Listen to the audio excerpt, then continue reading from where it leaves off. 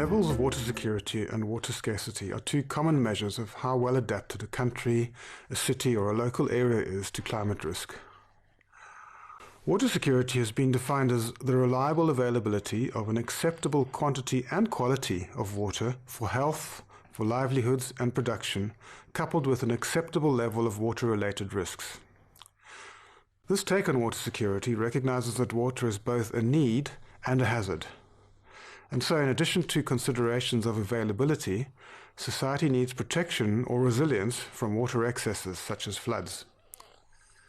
Here I'm going to focus only on the availability side of water security. If you're interested in water-related risks, there are several online courses on disaster risk reduction and management that you could look at. You'll often hear people talking about water scarcity, which equates to water insecurity, that there's not enough reliable availability of water. Physical water scarcity, also called first-order scarcity, occurs when there's not enough natural water available to satisfy reasonable needs of society. The risk of physical water scarcity increases in low rainfall areas and in densely populated areas.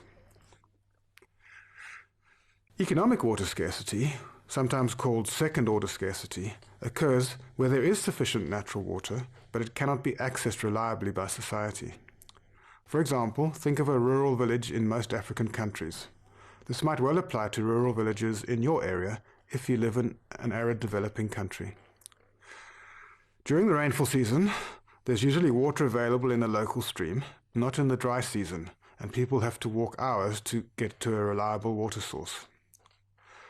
If the rainy season flow had been stored, there'd be enough water for the village all year round.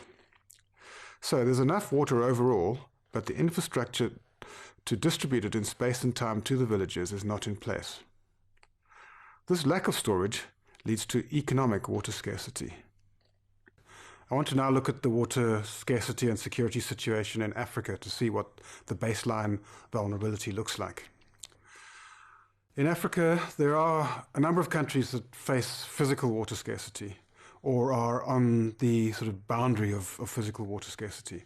Then South Africa is an interesting example. It's a developed economy with high demand and an excellent water resource system, but the demand has outstripped the ability of the water resource system to supply what's needed.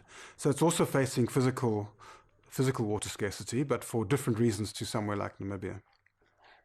Some of the benefits have not been equally distributed, so poor communities don't get as much of the stored water as some of the richer areas, and there have been real negative consequences for the environment. Many of the rivers are what we call over-abstracted, which has led to severe environmental degradation in those rivers. The Lesotho Highlands Water Project, which illustrates some of the negative consequences of an effort to supplement water in one part of the country by transferring it from an adjacent country which has got excess water. Most African countries don't have physical water scarcity unless they're these dry countries in the extratropics, but most of them suffer from economic water scarcity.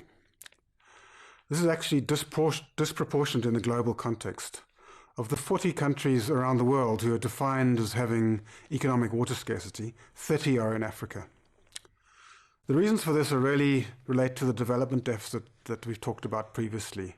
In this instance, a lack of development has led to a lack of investment in infrastructure to reliably supply water across these countries in space and time.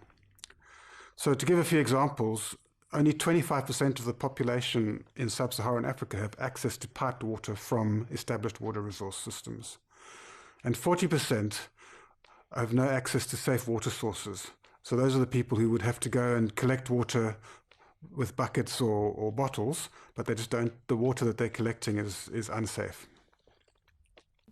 Those sort of national statistics do hide quite a lot of within-country variability. So, for instance, if we look at Botswana, in the northwest of the country, the Okavango River system provides an excess of water to that part of the country.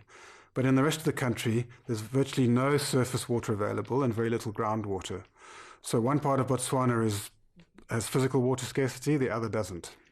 So across the country, the economic water scarcity situation can vary quite widely.